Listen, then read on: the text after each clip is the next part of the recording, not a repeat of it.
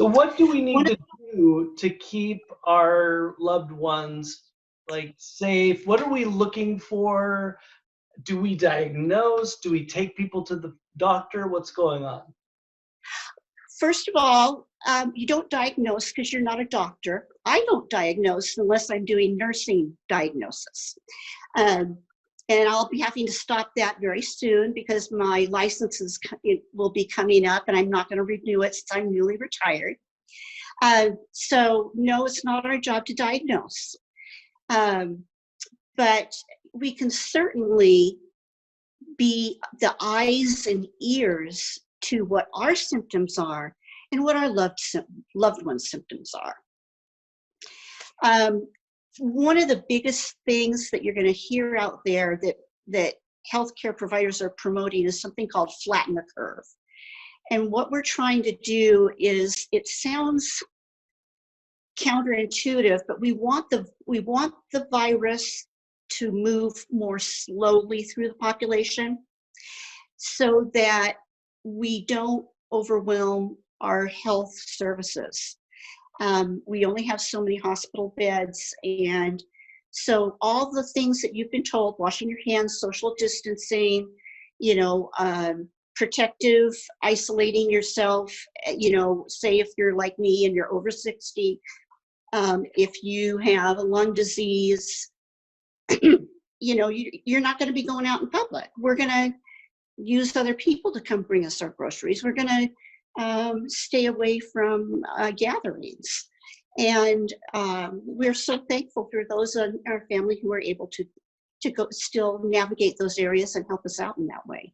So the best way to take care of grandma, like you presented, now that grandma's already sick, but the best way to take care of her is to prevent her from getting sick. The old prevention is the best medicine.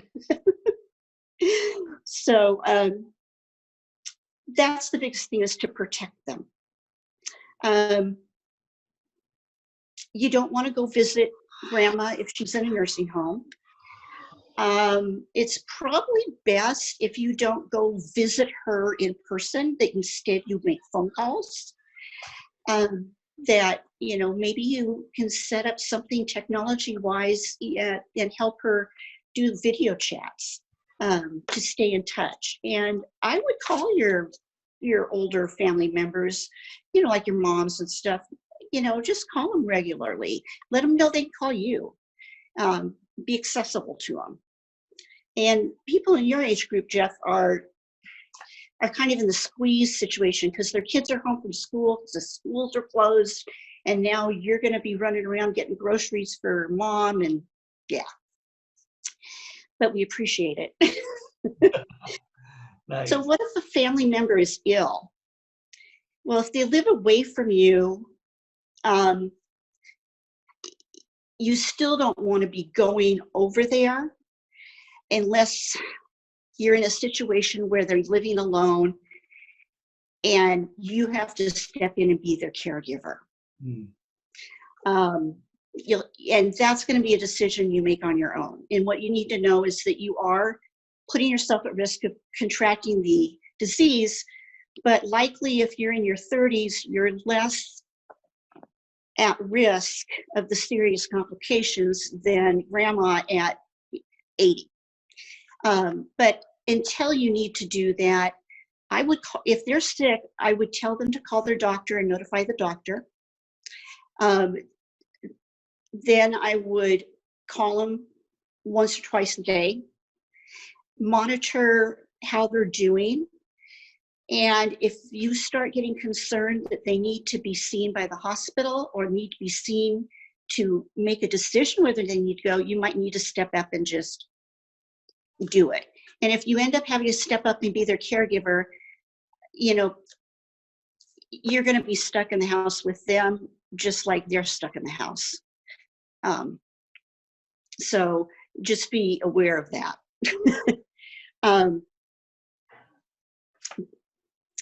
If they already live with you, what they're saying, and you'll have to do this if you go over there and become the caregiver, they're saying that you need to set them up in a separate bedroom,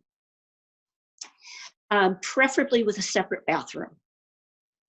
And you want to be wiping down your regularly used things like light switches and door handles and surfaces. They even talk about using face masks and gloves, but yet I'm not sure how accessible those things really are to a layperson. And if you don't have an actual diagnosis, because some they may have the flu, but you just don't know, you might have to just do the best you can and wash your hands after you do things like wipe the counter or handle something. You could, if they're really hacking, there's lots of stuff. You could take some sort of like a bandana and put it over your face. If you're afraid that you're going in the room and they might, cough or sneeze on you, and then wash the bandana afterwards. So have more than one, and wash your hands after that. The other thing is to keep visitors away, and those are the biggest things for taking care of them. Oh, monitor the other thing is to monitor their symptoms. Especially as the age goes up, you want to make sure they're not getting into a situation where they need emergency care. Okay. How would you know that they need emergency care?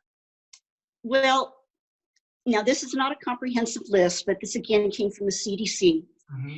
And it pretty much just makes sense. If they're having difficulty breathing, if they're having shortness of breath, persistent pain or pressure in the chest, new confusion, inability to arouse, hopefully you would catch it before then. If they're just kind of being floppy and they're not responding well, hopefully you'll get them before they get to the point of inability to arouse. And if you see color change around their lips or in their face, that's a 911 call. Okay. And on the difficulty breathing, there's a whole gamut of that. And some of that is a 911 call too. You're going to have to use your best judgment. There is one question that is like, and I think you answered it, but you could repeat it too. What do you do if you're living with someone that's diagnosed? If you're living with someone that's diagnosed and you're hoping you won't get it, you want to isolate that person in their own bedroom and hopefully their own bathroom. Mm-hmm. So you're basically setting up an isolation room in your home. If you've ever seen an isolation room in the hospital where people dress up in the gown and gloves and a mask before they go in the room, and then they take it all off. That's kind of the premise in your head that you're doing to the best of your ability in your house. And much of it, you won't have the tools to do a full job of that. And a lot of times these people aren't needing to be in the hospital, but you can at least wipe often used surfaces. You have a liner in their garbage can. You go in and you take that garbage straight out to the garbage can. You wash your hands thoroughly afterward. You don't touch anything around your face if your hands have touched something dirty. And that's the biggest thing about not touching your face. You don't want to be touching your face if you've touched something that could be potentially dirty. If we are having symptoms, is it like, a scratchy throat, those kinds of things? Like, is it important to go to the doctor immediately, or is it like, what should we do? Should we wait? You don't have to actually physically go to the doctor, and they actually are preferring that you don't, because the doctor's offices are going to be quite busy.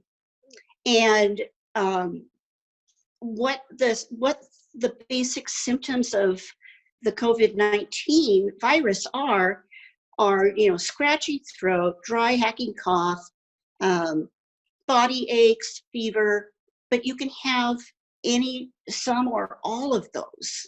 You don't have to have all of them for it to be that. But guess what? That's just like having a really bad cold or a flu when it starts out.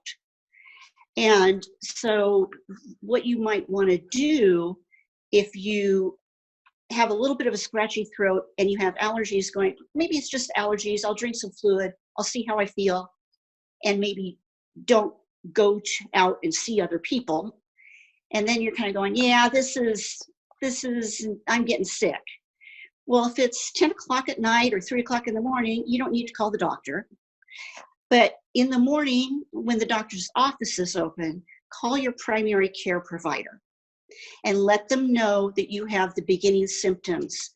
And a lot of the doctor's offices will request that you call them back if your symptoms get worse, and they may give you some of these same guidelines about maybe going ahead and isolating yourself from the family, or from, or self-isolating in your house, just to make sure we're protecting our community. Does anyone know how many actual test kits there are that are available? Like, who's actually getting tested and diagnosed for real? Does anybody know that? Because from what I've heard, there aren't any. There are test kits. Not good ones. There are not enough. Right. So how many people are actually getting diagnosed for real? The ones that are probably getting diagnosed are in the hospital system, most likely. Right. One example is a nurse friend of mine. Her daughter is showing symptoms. So what they did, because they didn't have test kits in the clinic, they tested her daughter, who's like, I don't know, 9 or 10, for flu A and flu B and something called RSV, which is a really nasty upper respiratory infection. And she was negative for all 3 of those. So then the next place the physician's brains will probably go, she can't be officially diagnosed with it, but she very likely has it. And so this nurse is not going to work. The whole family's isolating themselves. They're following all the CDC guidelines. And that's about the best we can do right now, unfortunately. What you are going to see is the numbers that we have right now. What they are saying is that those numbers will skyrocket sometime during the next week, this week. And the reason they will skyrocket is they finally are releasing criteria to be able to test more people, which means we're going to have more positives. So the numbers that you see right now are pretty significantly under what the numbers really are. Yep. Sucks. Right. And that's all we can do. But that's the good thing, is that we have all sorts of different ways of taking care of things. That's like, if you don't have a mask, you can put a bandana around your face if you're taking care of somebody in the home. It has to do with how long people need to be isolating themselves or social distancing, and how completely do they need to social distance. Like, depends on your age, I suppose, but can you go to the grocery store if you wash your hands afterwards, things like that? People are going to go to the grocery store. What a lot of the grocery stores are doing right now, they either have the Clorox wipes already there for you to wipe the handle of your grocery cart, or they even sometimes have people that are wiping the handles for you and pushing the cart toward you. So if you have to go to the grocery store, go when it's not going to be so busy, which right now it's kooky time because people are buying everything off the shelves. And then use the hand sanitizer, which there are recipes for. You don't have to just buy it if it's out. And, stay away from people, 6 feet away if you can, and get in and get out. How long? If you think you were exposed, what they're saying is that you could get symptoms between 2 days and 14 days. And that's their best guess with the info they have also.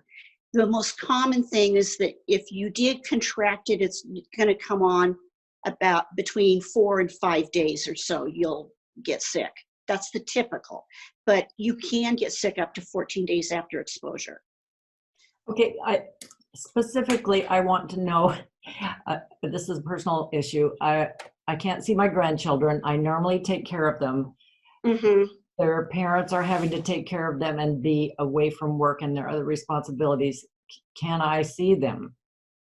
You know, it is your choice to do what you're going to do, what is best for your family. You know, Janie, I happen to know, because I'm related to you, that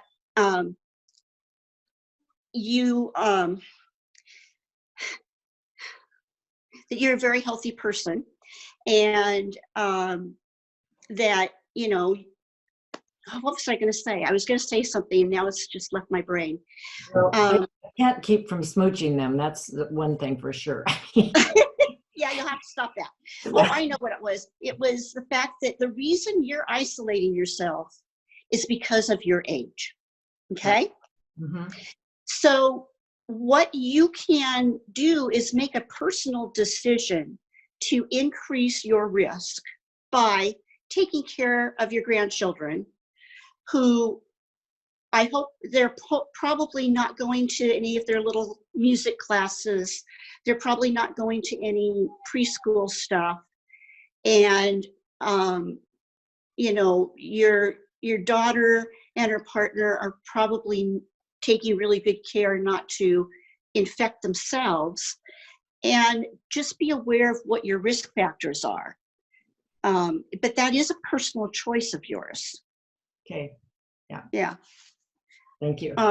This is going to be for a long haul. So, I mean, they're talking 2 months. And so you've got to kind of look at, what can I do and what can't I do? What is my risk factor and what isn't my risk factor? And just kind of put all the pieces together for yourself. You know, you got the picture, and so do I, but it's the risk thing gets exponentially larger the more people involved. And so, Correct. yeah. So Yeah.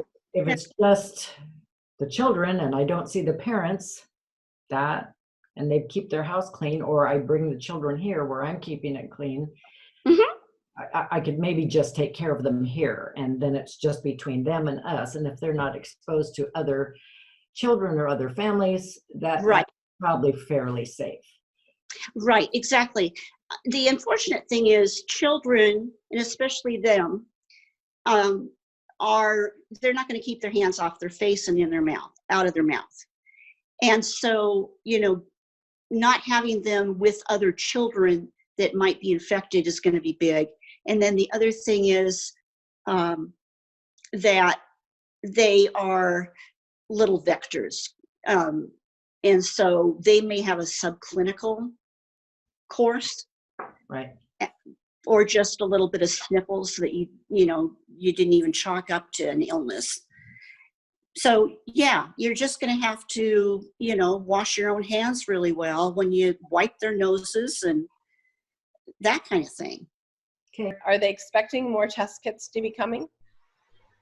That is what I heard. I heard that there are more test kits, and that that FDA has released, or whoever it is that has to make these rules, has decreased the stringency of who they can test. So it's similar to the last question, but kind of reversed. I have a 25-year-old son who, in this millennial ego space of like, oh, I'm not going to get sick, this isn't about me, right? So as of last night, he was going to the gym, going to bars, hanging out with his friends, right? Doing all the things that, as the mom was suggesting, that, he needs to be safe to protect other people, not just about him. So now I think they've closed the bars, they've closed the gyms, he doesn't have a choice. But Yeah. Right. And so I've been kind of in my bubble here for like the last 5 days and, doing my part to keep the community safe. Right. And to Right. protect our medical system, because I have a nurse at Evergreen. Right. And it's a disaster. And so, but my question is, since he's been out in the world like this, do I allow him to come over? Again, it's like with Janie, that is your choice, but you've got a high risk of getting it. Yeah, right. And I think that with your 25-year-old son, your risk is higher than what hers were when she already knows what her daughter and her daughter's partner are doing to protect themselves, and that the twins are not intermixing with other children. Yeah. So, and you just have to make your own personal decision, because that's what people are going to do. Right. If it were me, I wouldn't I wouldn't have him come over. I mean, I'd call him and talk to him like this, but. Yeah. Well, I told him today, I said, if you want to come over for dinner, we can go sit outside on the deck, right? And you can sit 6 feet away from me, but you can't touch anything. So how much, make him kind of do his own social distancing for 14 days before he can? Yeah. If he's willing to do it. Yeah. See that? Yeah. Yeah. And he is 25. I mean, it's not like he's 17. I mean, you might have to be more of a mother for a 17-year-old. Yeah. But he's 25, and he's going to do what he's going to do. Yeah. But to be without his mother's arms around him, etc., I think he can tolerate it at that age. A lot of kids have gone through college by then, and they had to be away for months. This is going to be at least a 2-month-long thing, and who knows how it will progress. Mm-hmm. Mm-hmm. You mean 2 months of social distancing, do you think? Yeah. So yeah, what he said was how important the social distancing is for the long term, because I asked, I was like, it's kind of scary to say, I'm gonna have this distance from work or school or my family. That's scary. And he's like, well, what's kind of scarier is not doing it. Right. That's why the government has put into these social distancing, put that in place, is so that the effect actually so that we can follow the lead of Hong Kong or Korea, who haven't had very many deaths. And exactly. Yeah, exactly. We want to be like them and not like what happened in Italy. Right. Mm-hmm. And if not, I have one thing I wanted to mention.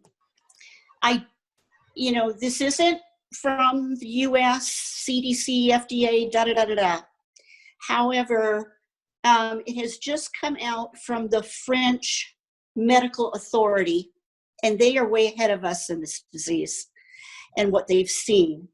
And the guy that's head of this is a physician as well. And what they have seen is that anti-inflammatory medications, which include corticosteroids, which some people take, say if they have a real bad asthma attack, or non-steroidal anti-inflammatories, which are over the counter, like ibuprofen, brand names, Advil, Motrin, or naproxen sodium, like naproxen. And also aspirin is a non-steroidal anti-inflammatory. What they've discovered is that seems to make this disease have more problems for your body. And as moms, for those and some of, I suppose dads too, a lot of times when your child was sick, the pediatrician will say, but only give them Tylenol for fevers over 102. The fever actually helps fight off this virus. That's your body's mechanism for doing it. Now, if your fever gets really high, you're going to need to go to the hospital. You know, if you're going to 104 and above, 104 if for an adult, you need to go see the hospital. But kids will run a little bit higher temperatures, but you still want to really watch things when it gets into that range. But you know, stay away from those type of non-steroidal anti-inflammatory drugs for now, because it looks like it actually can harm you. We don't know about the Tylenol. Tylenol is not an anti-inflammatory, but let the fever do its work and don't immediately treat the fever is what I would suggest. And like I said, this is all cutting edge new stuff from another country. I don't have like CDC backing on it. So I would then also refer you to your physician about these questions, and don't just take me as, you know, or anything. And the other thing is, I would say, if you're on aspirin regularly from your doctor, or if you're on some other you know, prednisone regularly from your doctor because of asthma and those things, you keep taking them. Don't stop. I'm talking about somebody who doesn't have a situation like that, that isn't taking those meds, starting to take those. It would be better if you would take Tylenol instead, most likely. And I say most likely because this is all new, cutting edge stuff. They haven't had time to do really big studies. Are you saying about ibuprofen too? Mm-hmm. Okay. Yeah. And do they, should we be, what is the CDC website? And should we be checking it regularly?